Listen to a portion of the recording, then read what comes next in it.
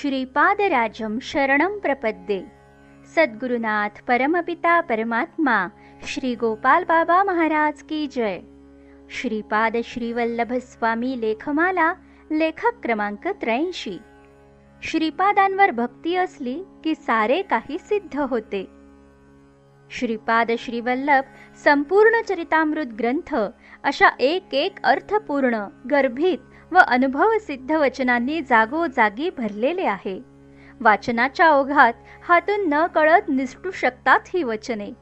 इथे पळणीस्वामी अजून एक वाक्य बोलून जातात, तू ध्यानाला बसल्यानंतर तेच तुला दर्शन देतील।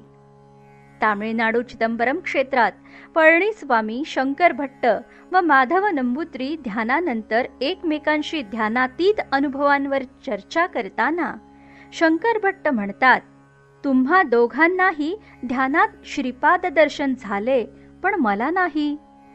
त्यावर पळणीस्वामी विवेचन करून भक्ताची जशी पातळी असेल तसं सद्गुरू शिष्याला वागवतो। सद्गुरू मांजर, कासव, माकड आणि देवमाशाप्रमाणे वेगवेगळ्या भूमिकेत शिष्याला हाताळतात हे पळणीस्वामी शंकर भट्टांस समजावून सांगतात व शेवटी सांगतात, तू ध्यानाला बस, मग श्रीपादच तुला दर्शन देतील। हे वाक्य देखील फक्त शंकर भट्टांसाठी नसून ते सर्व काळीन भक्तांसाठी आहे।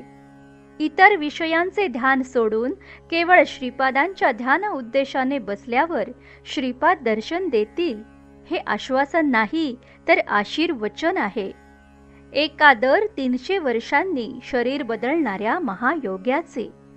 कुठल्याही अपेक्षेशिवाय माझं अमुक होऊ देत, लग्न होऊ दे, घर होऊ दे, पैसे मिळू देत, नोकरी कामधंदा मिळू देत, आजारातून बरे होऊ देत, असा एकही विषय मनात न ठेवता ध्यान करावे लागते आणि विषय मनात असता ध्यानही लागत नाही। आर.एन. पराडकर गातात ना, सर्वस्व भाव मी चरणी तव वाहिला, मन रंगून गेले गुरुराया हे आता, मज भेटून जाहो दत्त सख्या अवधूता।